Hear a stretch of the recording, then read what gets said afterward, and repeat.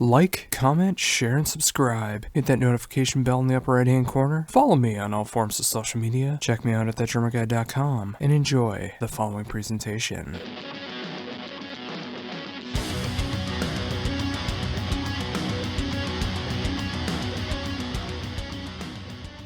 Hey, this is Glen from Deicide. Hey, how's it going? Good. Oh, awesome. Well, thank you very much for taking time to do this interview. Yeah, no problem, man.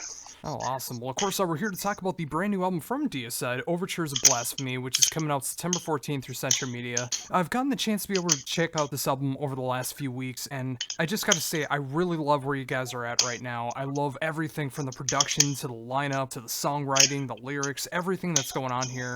It features all of my favorite moments of what I love about Deicide, and it's great to see that in 2018. Well, thanks, man. I appreciate it. It's been a long road. Oh, absolutely. So, with that in mind, how did the songwriting process begin for this new album? Well, we all individually, me, Steve, and Kevin, write individually, so as each one of us would write a song, we'd bring it to practice and go through it, fine-tune it. Oh, very cool. Yeah, and it's great to see that the tried and true writing style that has always been a part of Deicide and going through so many albums over the years. And it's great to see with 2018, just the songwriting style is still so much Deicide, but just continues to get better over the years. Yeah, man, it's, after this many records, you can't, you just really focus on all the mistakes you've made and the things that worked and the things that didn't work, and just, work off of those. Oh, absolutely. I mean, that's the tried and true thing that happens with being in a band. I mean, there's so many people that abandon the music industry after several mistakes. Sometimes you just want to be able to improve yourself from the last record. I mean, there's so many different variables, and again, just as I said a few times now, it's great to see the continuing progression of Deicide and just constantly hearing how everyone in the band continues to progress. Yeah, man, that's how it's supposed to happen. That's why, sometimes you have to make changes here and there and that to achieve that ultimate goal. But yeah, that's the ultimate goal, man, is to get every record get better. You're supposed to, you can't just stay in, 1989. That's just not going to work, man. Oh yeah, and again, it's just I love seeing that here with Deicide. I mean, just from hearing the first single and then being able to hear how everything's coming off in this new formation with the entire new album. It's great to hear these melodies and harmonies I haven't heard in several albums, to being able to your ferocious lyrics that are going on through here, and of course the production, which is absolutely incredible and just really shows off what everyone's doing in the band. I mean, just all these great motions that are going on with this album. I can't wait till everyone else gets to hear it as well.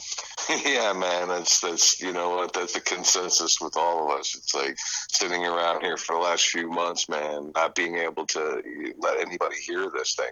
It's been agonizing, man. Because we just want everybody to hear it. Just one or two songs off the record don't do it justice. You got to hear the whole thing, and it's eternity. Oh, absolutely. So with that said, I mean, how did you guys go about deciding what were going to be the singles from this album?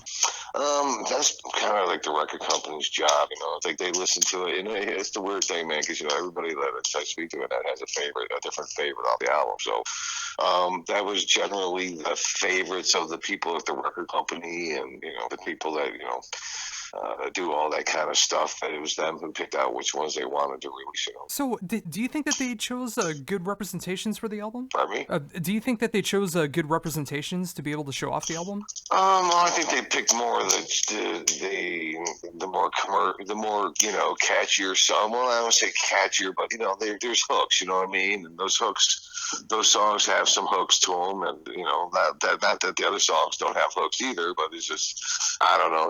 Record companies, man, they're all about making money and that kind of shit. So that's maybe and they're younger people too, making these calling these shots and that. So I don't know, man, but you've heard the record. I mean, it's there's more to it than those couple songs.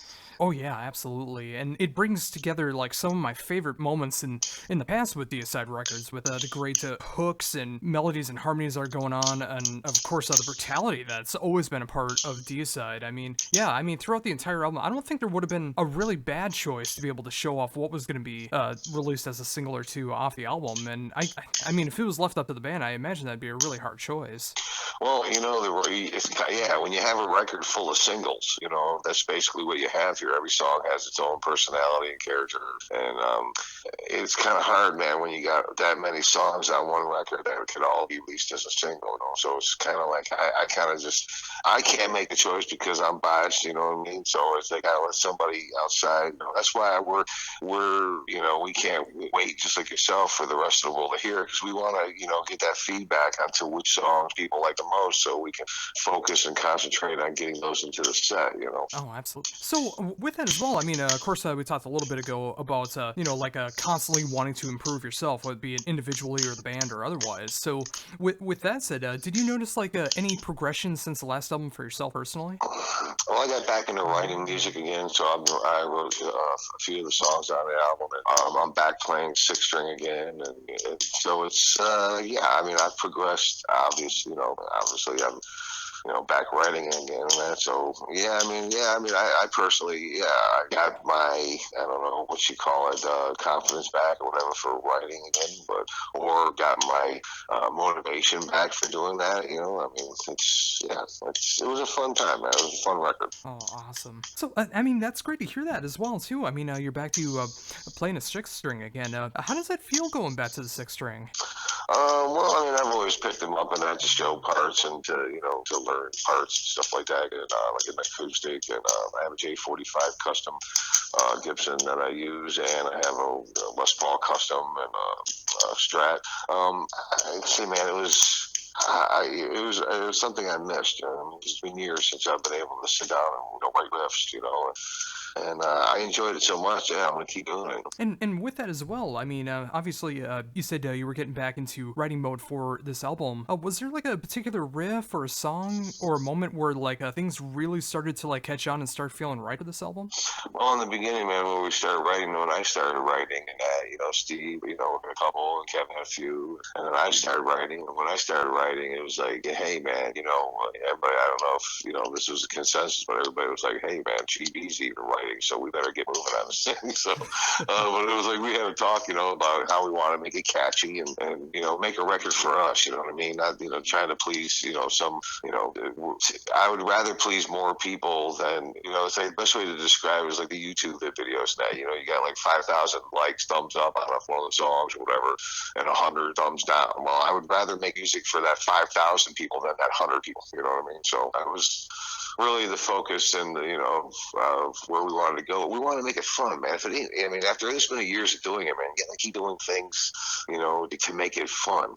Oh, absolutely. I mean, it'd be tragic. I mean, if you like constantly had to like keep going out on tour and playing these songs and just feeling so uninspired in a band. And I think that'd be the case for any band. It's just like having to go out there writing music that you don't care about, playing these shows that you don't care about with bands you don't care about. And it's so great to see that you are in that moment where you want to be able to have fun with what you're doing, playing with musicians you want to play with, touring with bands you want to tour with, and hit the world playing the music you want to play. Well, man, lately, the music scene has been kind of drying up, man. There hasn't been too many records that have been put out recently where it's like that hype things up, that people are excited about, getting their hands on, and that fulfill that, because, you have, with the music business now, man, it's kind of hard to write, music inspired, stuff there when, it's just going to be given away, so it's kind of hard to put that, put that much, invest that much time and effort into something that is going to be just given away. So a lot of people aren't putting. I don't want to say there's not everybody, but there's a lot of bands, man, that just don't they lost their energy because of that whole thing. Yeah, and that's all the more reason why I appreciate what you guys are currently doing right now with this brand new album, because I mean, I hear the inspiration that's going through there. It is a fun album from start to finish to listen to, no matter how you approach this album. I mean, there's something there for every kind of Deicide fan, and being a fan of throughout the entire discography, it's just like I love all these great moments while still being able to progress and continue to be this forward-thinking band. Well, man, you can't. You know what? Here's the thing, man. With this, this is what I look at it. It's like if you were a painter and you painted just one particular painting of one particular thing, after everybody got their hands on it, everybody would be, your sales would go, nowhere. But if you keep painting, if you paint a painting every, it's different every time, and it appeals to people every time, and you get better every time. That's the name of the game, man. I mean, just I know everybody wants me to remain 1989 Deicide. That's not. I would have been out of business years ago, man, if I would approached this thing like that. Oh, absolutely. And I mean, you got to be able to do that too. I mean, you never want to close out the band just because you're sick of the way everything is going, and just be at that moment where it's like you released an album that you're not going to be able to appreciate, and the fans can hear the uninspired things that are going on with it. And you don't want to end it on a bad note. I mean, you want to be able to continue to play as long as you want to, continuing to progress yourself as a musician and a band and have fun at it. Yeah, man. This is our last deal. This is our last contractual obligation to Central Media. So, whenever you leave a record company, I mean, they've been good to us, man, and pretty much stayed out of our hair for the best, most part in that. And I mean, just like I say, man, we have nothing to lose. Let's just go out and bust. Do a great record and leave on a positive note. Oh, absolutely. And with that as well, I mean, of course, with the album just coming out in a couple weeks now through Central Media, I mean, it's great to see, even with it being the end of the contract for Central Media, I mean, the fact that you guys are going to be going out and playing these songs live, I mean, I can't wait to see what songs you're going to be able to play live amongst the back catalog. We're already, man, we got like 8 songs down off the album. I think we're actually up at 9 now. We're like playing the whole thing, man. So I practice rehearsals right now and that. So I'm getting, tight as many as I possibly can. I mean, I don't want to really pull an Iron Maiden and play the whole album. That, to me, that's kind of redundant. But I would definitely like to find out what the fans, like. I mean, if they want us to play One with Satan and that kind of stuff, or are we going to be playing, Crawl from the Shadows? I mean, what songs are we going to be playing? So that's why it's the waiting game, man. We're just sitting here, we're all sitting around here, waiting to find out how the fans react. Oh yeah, and it's great, like talking about how this album pretty much just does feel like a whole collection of singles that can be shown off to really represent the album. I love the fact that you're pretty much like preparing all of these songs to be able to play live, just in case it's like some songs need to be switched out, or you just want to add more a particular night, or whatever the case is. Yeah, man, it's like Destined to Blasphemy. I practiced the other day. I mean, it took us probably maybe 1 or 2 times of going through it to have it down. So, I mean, the songs are simplistic to us playing, which makes it easy to play, easy to learn them, easy to go through them. And, yeah, man, like I say, it's a really good time, man. It's a fun time, man, to decide right now. Oh, absolutely. And with that as well, I mean, again, it's just like I love the lyrical content that's going on there. I love the musicianship, songwriting, and also the production as well. This is one of my favorite sounding Deicide albums. And, of course, you got Jason Sukoff to be able to help with that. What was it like to work with him on a new Deicide album? Oh, well, Jay's a big fan, a huge Deicide fan from back in the day, and he knows he gets the best performance out of us, man. He's not only an engineer and a producer and that, but he's a coach, man. He makes you better. He makes a better musician out of you. That's when you walk out of that studio, you feel like you've progressed musically, And like I say, even when I go in there and do vocals and that, Jay, he pushes me, man. He pushes me hard, and to get that, that veracity out of me. And he, as far as like the sounds and that, he knows that he wants that old school Deicide sound, but updated, guitar sound and that bass, ominous, sitting in the background and that, doing his thing, holding the low end.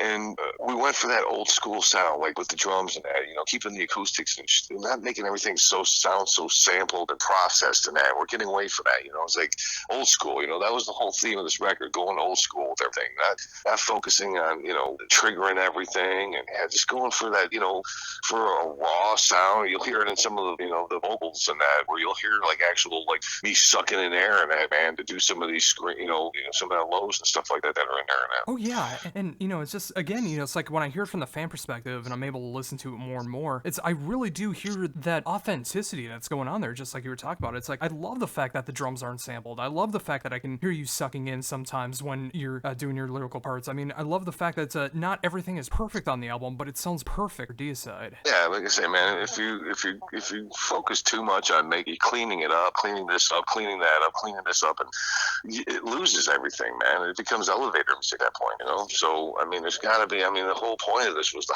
power, the viciousness of it, and it gets that feeling gets lost, man, in the process when when it's all put onto a laptop, everybody's picking and choosing and turning knobs and shit. You know what I mean? It loses everything. Oh yeah, there's almost no point in you even going into the studio. I mean, you might as well just hand over some ideas over to the producer. I even hate I'm not a big fan of mastering, man, because sometimes I feel like in some of our previous stuff that when it went to mastering, it lost a lot of its, stuff. So like I say, I don't want to record everything on a tape recorder. But like I say, man, those days when you listen to stuff back to that stuff, you're like, wow, man, this stuff is, raw. It had an intensity because it was raw. The old days, when everybody would sit up in the studio and play the songs all together, and you make recordings like that. It's been lost. It's a lost art, it really is. Oh, absolutely. So with that in mind, I mean, when it came into the time to be able to master this album, I mean, how did you feel about the mastering this time around?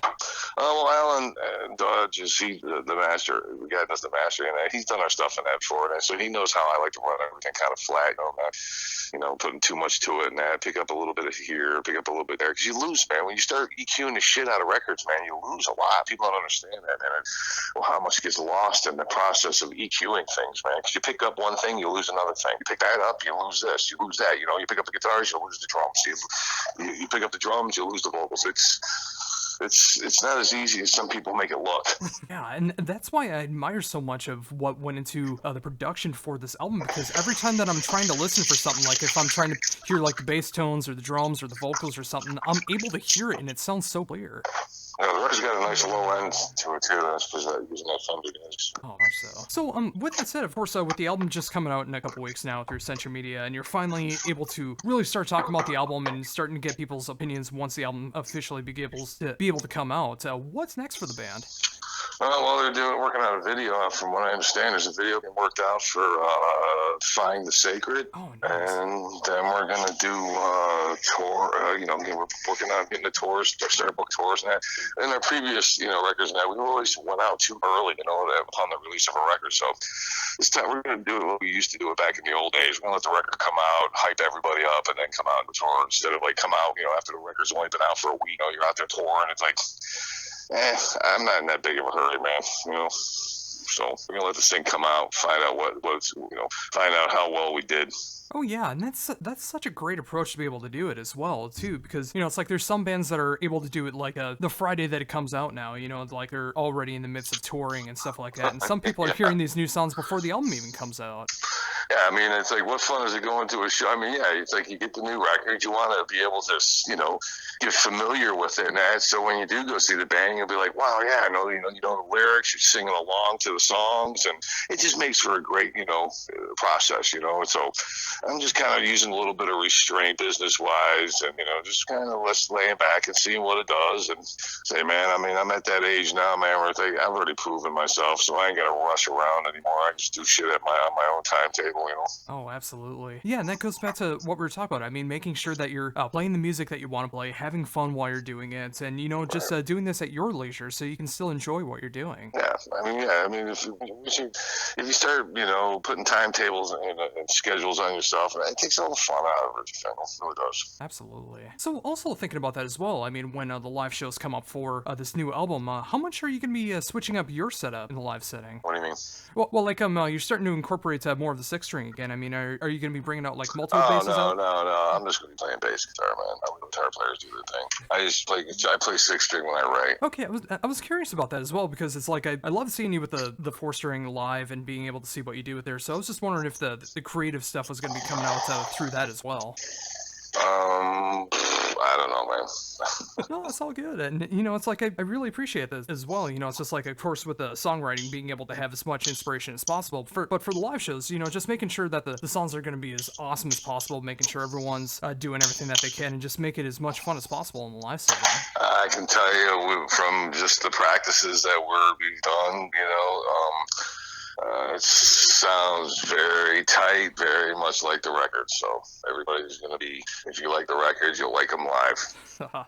Awesome. And again, that just makes me so excited. I mean, the next time that you guys come through here in Minnesota, I believe it's going to be my 6th time being able to see you guys. So if you guys do make it out for this record, I can't wait to be able to see how the new sounds sound live compared to everything else. It's got me very excited. Sound really heavy, man, because it's a different, I mean, there's a lot of different variations going on there. So you get, there's a lot thicker sound going on, Oh, very much so. And again, just like as much as I love hearing the new record and I love everything that's going into it. I mean, just hearing how excited you are about the new album and, being able to practice these new sounds amongst the back catalog as well. I mean, it's just, I know this is going to be an exciting time to be able to see you guys live. Yeah, it's going to be some of the best time, man, for, live performances and that. So, yeah, we're looking forward to it. We really are. Oh, awesome. And I think right there, I think that's an excellent note to end on. Thank you so very much for taking the time to be able to talk to me about everything going on in the world of Deicide, and of course talking about Overtures of Blasphemy, which is coming out in just a couple weeks through Century Media. I love this record. It's easily going to be one of my favorite albums of the year. I can't wait to be able to see you guys live again,